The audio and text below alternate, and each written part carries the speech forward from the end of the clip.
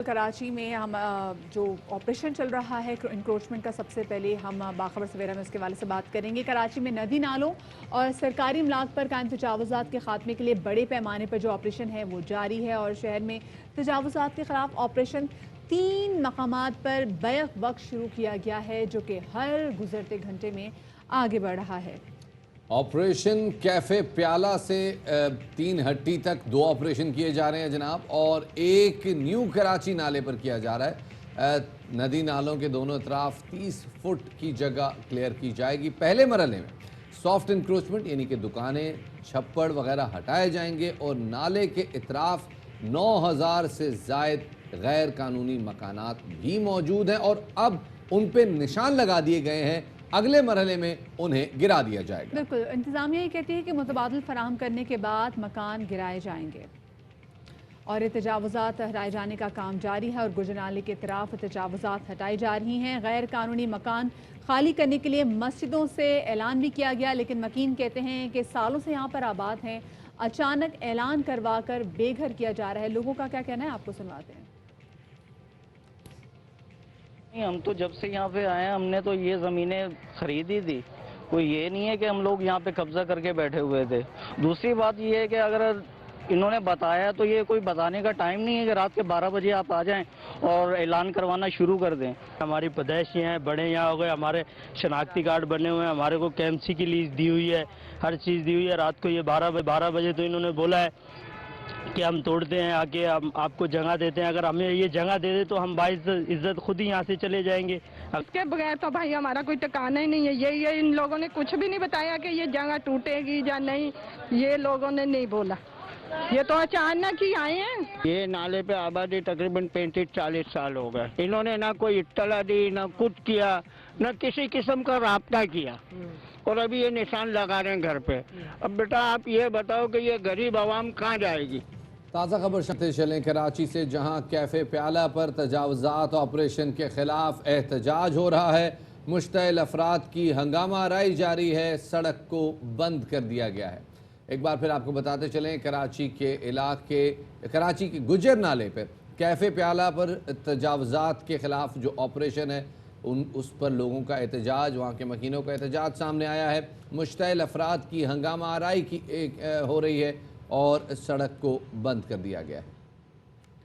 और शफात, इससे पहले जैसे हमने लोगों को दिखाई भी कि किस तरीके से गुजरनाले के पास जो आबादी है, वहाँ के लोग जो किस कदर अजियत से दूचार हैं, लेकिन ये समझ में नहीं आती कि जब ये बन रहे थे ये घर, ये मकानात क्यों बनने दिए गए। जैसे लोग यहाँ पर कह रहे हैं कि जी हम गुजरनाले के पास जो हैं, हमारा घर को 30-35 सालों से हमारा घर है, तो 30-35 साल पहले ये एक्शन क्यों नहीं लिया गया और क्यों नहीं इस बात को समझा गया कि जो नाले है, नाले के जो तरफ की जो ज़मीन है जो कि नाले के लिए है, उस पर इंक्रोचमेंट की जा रही है। जी जनाब, ये बहरहाल इंक्वायरी और इन्वेस्टिगेशन होनी चाहिए कि क्या मामला है और किसने बहरहाल इन लोगों को अलाउ किया कि ये लोग इन नालों के अंदर इंक्रोचमेंट्स कर सकें।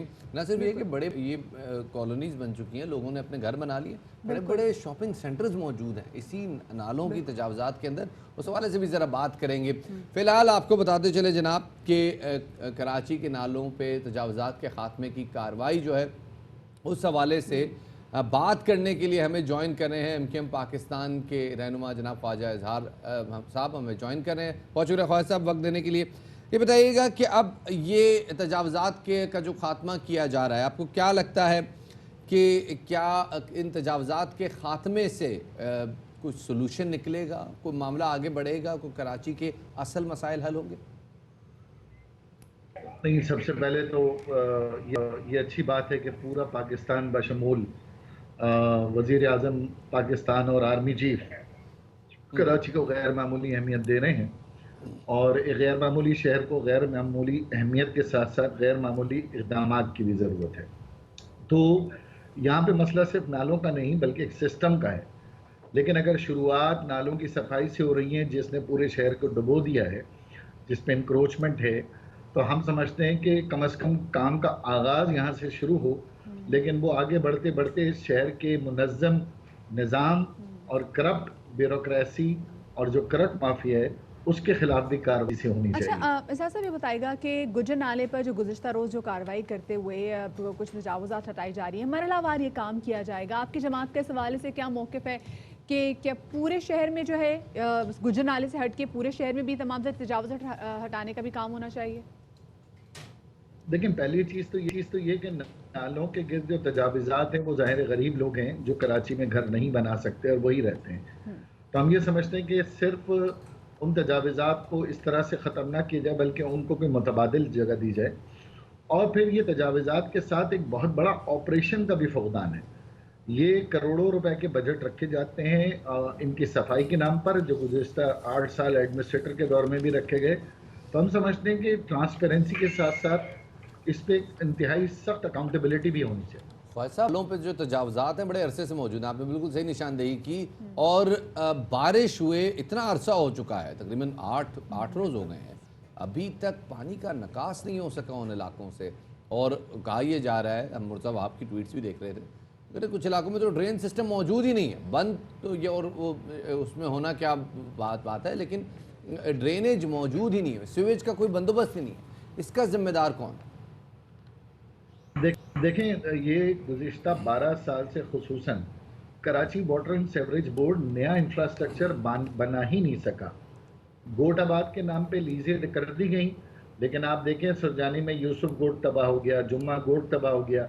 तो बेसिकली जो तबाही आई वो डिफेंस क्लिफ्टन में इंफ्रास्ट्रक्चर ना होने की वजह से आई। तो चलें, वो तो इदारा मुख्तलिफ है, लेकिन जो वाटर बोर्ड के इलाके हैं उसमें गुज़िश्ता 40 साल से कोई नया इंफ्रास्ट्रक्चर नहीं हुआ। सही। अच्छा, खालिद साहब ये भी कहिएगा कि वज़ीर आज़म इमरान खान कराची के हवाले से बड़े पैकेज का भी ऐलान करने जा रहे हैं। आपने कराची की सूरत हाल देखी, आप कराची के रहने वाले, कराची के मसले मसाइल ज़रा अच्छे तरीके से जानते हैं। आपको क्या लगता है कि ये जो कराची का जो नुकसान हुआ है, कितने पैसे दरकार होंगे इस शहर की जो हालत है बेहतर करने में? देखिए, वज़ीर आज़म साहब को एमक्यूएम ने हर दफ़ा, जो हमारा इत्तेहाद भी है वो भी सिंध के शहरी इलाकों की बहाली के लिए है, उनकी तामीर और तरक्की के लिए। उम्मीद करते हैं कि वज़ीर आज़म साहब आकर एक तो बहुत अच्छा कराची के ऊपर न सिर्फ पैकेज अनाउंस करेंगे बल्कि कोई अकाउंटेबिलिटी का प्रोसेस बनाएंगे। और जो लोग ये कहते हैं कि कराची के पैसे, कराची से विफाक पैसे लेकर आए, मैं समझता हूँ कराची बहुत बड़ा रेवेन्यू जनरेट करता है और 18वीं तरमीम के बाद उसमें सिर्फ अकाउंटेबिलिटी की ज़रूरत है, ट्रांसपेरेंसी की ज़रूरत है। ये शहर 250 अरब रुपए सूबे को देता है, हज़ारों अरब रुपए विफाक को देता है। तो अब इस शहर को उतनी ही तवज्जो की ज़रूरत है जितना रेवेन्यू दोनों हुकूमतों को मिलता है। और गैर मामूली शहर के लिए मैं समझता हूँ वज़ीर आज़म साहब को गैर मामूली ऐलानात करना जो पूरे पाकिस्तान को कमा के देता है, अब वो टाइम है कि शहर को भी रेवेन्यू मिलना चाहिए। बहुत शुक्रिया जी, ख्वाजा ज़ारुल हसन साहब हमारे साथ मौजूद थे। और शफात बात पॉइंट बड़ा क्रूशल है मदिया। हाँ। 2600 अरब रुपए रेवेन्यू जनरेट होता है कराची से, 2600 अरब रुपए। और जहां मुल्क में रेवेन्यू का टोटल वॉल्यूम जो है वो 3900 से 4300 अरब रुपए हो, तो अंदाज़ा कर लिया जाए कि कराची की अहमियत कितनी ज़्यादा है और कराची पे के इंफ्रास्ट्रक्चर पे इन्वेस्ट करने की किस कदर शदीद ज़रूरत है। कल जब मुख्तलिफ ताजरान से और मुख्तलिफ ताजर रहनुमाओं से मुलाकात हुई तो उनका भी ये कहना था कि अगर हमें माहौल प्रोवाइड कर दिया जाए तो 2600 अरब क्या, ये शहर 4000 अरब रुपए रेवेन्यू दे सकता है। लेकिन जब उन्होंने माहौल की बात की तो एग्जैक्टली ये क्वेश्चन भी रेज किया था, वो एग्जैक्टली किस माहौल की बात करें और वो कैसा सिस्टम देखना चाहते हैं। क्योंकि देखिए, ये अब ताजिर बरादरी हमारी आज की नहीं है, ये मतलब जब से कराची का जो मुआशी जो पूरा सिस्टम है वो जो शुरू हुआ है वो तब से वहाँ मौजूद है। लेकिन पहले बात क्यों नहीं की गई, स्पेशली अगर हम दोबारा से इंक्रोचमेंट के वाले से बात है, क्योंकि शायद इस इंक्रोचमेंट की वजह से ये जो मतलब कुदरती आफती बारिश जिस तरह से तेज़ हुई, लेकिन इस इंक्रोचमेंट की वजह से भी नुकसान बहुत ज़्यादा हुआ।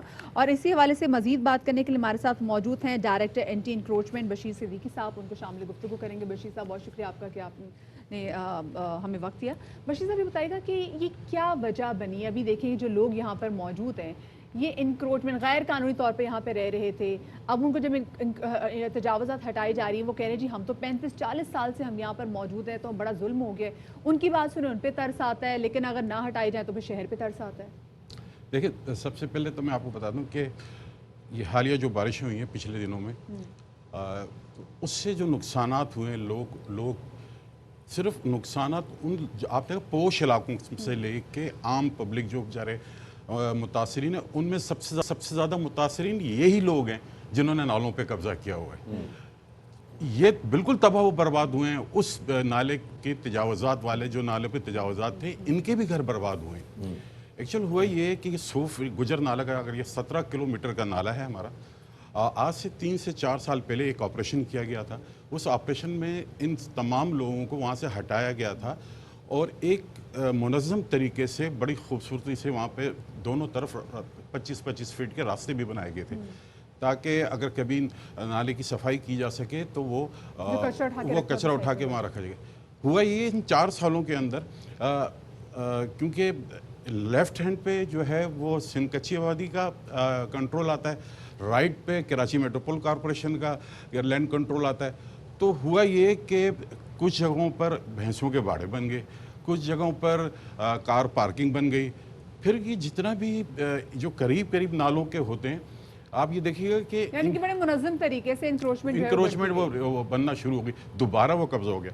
ये जो बारिशें आई हैं, इसके अंदर जब उस जगह से चौकिंग शुरू हो गई, जगह जगह चौकिंग, क्योंकि वो जब बाड़ों का गंद बला वो सब इसके अंदर, नालों के अंदर, इलाके के लोग अपने कचरे और जितना भी वेस्ट है वो सब वो नालों के अंदर, तो उसने चौक होना था। वो चौक हुआ और वो बाहर आया, और सबसे ज़्यादा मुतासिरीन यही लोग हैं जो तजावुज़ात पर बैठे हुए हैं। ये जब इंक्रोचमेंट्स हो रही थी उस वक्त क्या हो रहा था? सवाल ये पैदा होता है, जी हाँ, उस वक्त क्या हो रहा था, उस वक्त क्यों नहीं रोका गया? बिल्कुल सही बात है आपने की। मैंने आपको जिस तरह कहा कि क्योंकि कराची का जो एरियाज़ है, पूरा कराची कुछ इस तरह डिफरेंट तरीक़ों से बटा हुआ है, डिफरेंट लैंड कंट्रोल एजेंसी के हवाले से। मैंने जिस तरह कहा, ये जो गुजर नाला है, इसमें KDA लैंड कंट्रोल अथॉरिटी भी है, revenue board land control authority भी, एक सिंध कच्ची आबादी भी जो है land control authority, Karachi Metropole corporation की भी कच्ची आबादी लैंड कंट्रोल आबादी है। बहुत सारे इदारे हैं, बहुत जो सारे होल्डर्स हैं। मुझे ये बताइएगा, अब ये जो नाले की सफाई हो रही है, ये कितने अरसे में प्रोसेस कंप्लीट होना, और फिर ये कैसे इंश्योर किया जाएगा कि ये कच्ची आबादियाँ दोबारा ना आ सके इस नाले? जी हाँ, बिल्कुल। चूँकि अब ये जो हादसा हुआ, मैंने आपको जिस तरह जिक्र किया, हालिया बारिशों में जो तबाही हुई, बर्बाद हुई, तो अब तमाम स्टेक होल्डर जितने थे वो एक प्लेटफॉर्म पर हैं, तमाम इदारे एक प्लेटफॉर्म पर आए हैं। अब कमिश्नर कराची साहब को ये टारगेट दी है, तमाम DC डिप्टी कमिश्नर साहब को, हर डिस्ट्रिक्ट को ये टारगेट दी है कि आप जो है अब इसको जो है चेक करेंगे। तो तमाम इदारे उनके साथ मिलकर काम कर रहे हैं, कोऑर्डिनेट कर रहे हैं। एक्सपेक्टेड वैसे क्या है कि किस टाइम में हो जाएगा? वैसे अभी आपने बड़े मजे की बात की कि जो इनके मुतासरीन वो हैं जिन्होंने कब्जा किया हुआ है, यानी कि एक तरफ वो मुतासरीन भी और एक तरफ वो काबिज भी है, जिनकी वजह से हमने देखा कि शहर में ये सूरत हाल भी, इनको खुद भी नुकसान उससे से उठाना पड़ा। सर, टोटल कितना टाइम फ्रेम है जिसमें ये ऑपरेशन मुकम्मल कर लिया जाएगा, और क्या सिर्फ गुजर नाले का ही रुकिया हुआ है या बाकी पूरा शहर इंक्रोचमेंट से भरा हुआ है? जी, लेकिन एक्चुअल मैं अभी इस वजह से कह रहा हूँ कि गुजर नाले पे हमारा ऑपरेशन जारी है, और आप ये देखिएगा कि ये इतने मुनज़्ज़म है। इन्होंने 1-2 दिन पहले जो है लोगों को इश्तिहाल फैलाने के लिए मसाजिद से ऐलान कराने शुरू कर दिए कि आप अपने मकानात खाली कर दें, सुबह 7 बजे ऑपरेशन होगा, आपके घर तोड़ दिए जाएंगे, जिससे लोग मुश्ताइल हो गए। तो वो इंतज़ामिया की तरफ से नहीं था। अच्छा। वो एक प्रोग्राम था ताकि लोग मुश्ताइल हो जाएं, वो लोग भी मुतासिर। देखिए, कभी भी गवर्नमेंट ये नहीं चाहेगी कि किसी को बेघर बेदखल किया जाए, लेकिन जिन्होंने नालों पे कब्जा किया हुआ है, जो नाजायज़ तजावुज़ात जिन्होंने कायम की हुई है, 3.5 करोड़ की आबादी, 300 घर की वजह से 3 करोड़ लोग मुतासिर होते हैं। तो क्या वो 300 घर जो या 300 लोगों को हटाकर आप 300 घर सिर्फ कैफे प्याला की विसिनिटी में? मैं बिल्कुल जस्ट वही, वरना तो 17 किलोमीटर का नाला है, इसमें तो हज़ारों घर ऐसे आबाद हो। बिल्कुल हज़ारों, लेकिन 300 घर ऐसे हैं जो मुकम्मल तौर पर नालों पे आ गए। हम ये चाहते हैं कि हम किसी को बेदखल ना करें। हम ये चाहते हैं कि कम से कम नाले की स्टैंड 100 फीट है, 25 फीट राइट और 25 फीट लेफ्ट में। अब थोड़ा सा ये भी बताइएगा कि ये जो नाले के अंदर लोगों की इंक्रोचमेंट होती है, जाहिर है ये सिर्फ इस एक नाला नहीं है, इस नाले के अंदर बहुत सारे फीडर नाले भी आके गिरते हैं। अगर वो बंद हो जाएंगे, उनके अंदर कोई इंक्रोचमेंट होगी, उनके अंदर सड़क गुजर जाएगी या कुछ भी और होगा, तो वहाँ पे भी पानी जाएगा। सिर्फ नालों के इर्द गिर्द पानी नहीं जाता, पानी पूरे कराची में आता है। इसके हवाले से कोई मास्टर प्लानिंग की गई है? कोई ऐसा नक्शा अभी तक सामने आया है कि जिसमें पता चल सके कि कराची में एक्चुअल इंक्रोचमेंट्स कितने नालों पे हो चुकी है? जी हाँ, बिल्कुल। देखिए, मैंने जिस तरह आपको बताया था, इससे पहले कोई इस तरह मुनज़्ज़म तरीके से तमाम इदारे यकजा होकर एक प्लेटफॉर्म पे नहीं है, लेकिन इस दफ़ा तमाम एक प्लान बनाया जा रहा है। आज जो है 3 जगह पे और ऑपरेशन है। गुजर नाले के अलावा मंजूर कॉलोनी, मंजूर, जिससे आपने देखा होगा कि जो पीसीएस सोसाइटीज़ हैं वो पूरा का पूरा डूब गया। मतलब ये उनका नाले वो डूबते वो उनका नाले मंजूर कॉलोनी है, मंजूर कॉलोनी पे इंक्रोचमेंट हुई है। तो आज हम मंजूर कॉलोनी पे भी ऑपरेशन करने जा रहे हैं। बिल्कुल सेम इसी तरीके से लियारी नदी के कुछ हिस्से जहाँ से कराची का पानी लियारी नदी में गिरता है, जहाँ से वो पानी इन होता है वहाँ पर इंक्रोचमेंट है, तो उसको भी रिमूव करना है। सुरजानी टाउन में बड़ा क्योंकि नाले एक्सप्रेसवे बनी हुई है लेकिन कुछ जगहों पे उन्होंने कब्जा किया। उस जगह पे मैन जहाँ से देखिए जो माफियाज होती है वो बड़े अजीब अंदाज के अंदर कब्जा करती है। सबसे पहले वहाँ पर कब्जा करती है ताकि उसको कंट्रोल करें, उस इलाके को कंट्रोल करें, मोहताज करें किसी तरीके से इंतज़ामिया को कि ऐसे पॉइंट पे करें वो इंतज़ामिया यानी कि आप कह रहे हैं जो इंक्रोचमेंट में जो नालों के ऊपर घर बनाए जा रहे हैं तो वो माफियाज घर बना रहे हैं, जिसमें बिल्डिंग अथॉरिटीज वाले आ जाते हैं जो कि घर बना के दे रहे हैं। लेकिन सर मसला ये रातों रात तो चीज़ें नहीं बनती, मतलब आपकी टीमें वहाँ पर होती हैं जो कि गश्त करी होती है वो तमाम तक, तो क्यों आपको आगाह नहीं करते कि जी मजीद जो इंक्रोचमेंट बढ़ाई जा रही है। सुरजानी टाउन में आप देखें ना, वहाँ पे नालों पे लोगों ने दुकानें बनाई हैं जिसकी वजह से लोग जो हैं वो जो पानी वो क्या अब जब बहाव की जगह नहीं मिली तो उसने लोगों के घरों में जाना ही है।